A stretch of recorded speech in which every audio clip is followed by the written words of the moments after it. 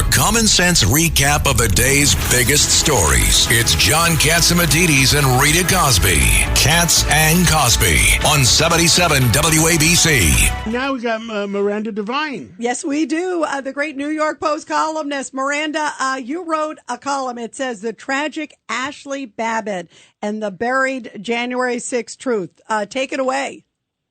Yeah, hi, guys. Thanks very much for having me on. Look, basically, I think that the Trump administration is going to ensure that the January 6th narrative is rewritten to reflect the truth instead of the lies that were spun by Nancy Pelosi and her January 6th committee with, Liz Cheney on it. And first up, we've got this cop, the cop who fatally shot Ashlii Babbitt back on January 6th, very tragically. Michael Bird is his name. Now, we now find out that he was rewarded with a promotion and a $36,000 bonus. He was allowed to take off work for a year. Year? Paid. Yep, fully paid. And then the Capitol Hill police... Did they tell him to go to Antarctica so they can't testify?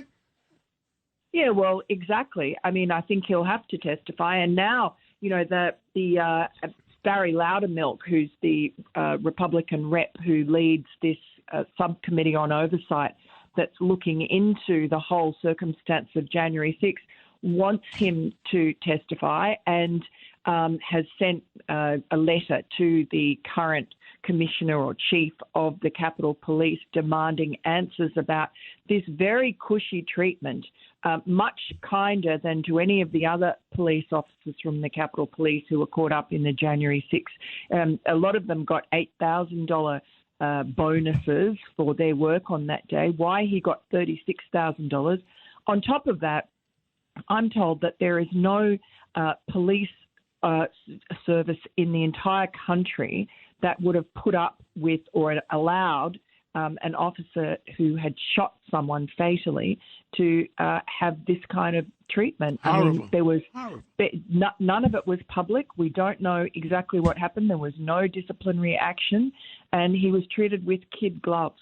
Wow. Judge Weinberg. And Miranda, why wasn't this case ever submitted to the U.S. Attorney's Office for a presentation to a grand jury to investigate? They own the U.S. Attorney's Office. Yeah, well, I mean, that's exactly right.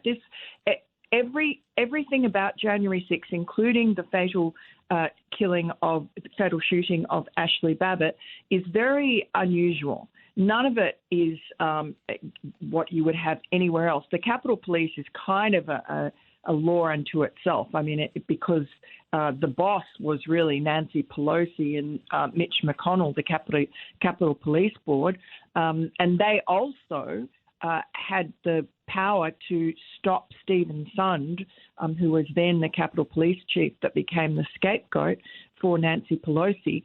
He was begging for National Guard backup, and they delayed it for over an hour, I think almost an hour and a half, because Pelosi just wouldn't make up her mind. McConnell's Sergeant-at-Arms had deferred to Pelosi's, and he just couldn't get an answer. And so she was quite happy for the mayhem to continue because she was concerned that the Republicans in the House who were allies of Donald Trump were going to be able to delay the certification of those electoral votes that day, and they probably would have been able to do it. And she didn't want that to happen. The Democrats were very keen for that not to happen. And so the riot that ensued stopped that from happening. So it was actually to the benefit of the Democrats, not to Donald Trump's benefit. Wow, so many unanswered questions. Well, keep us posted, Miranda. Thank you very much. Thank you. Bye-bye.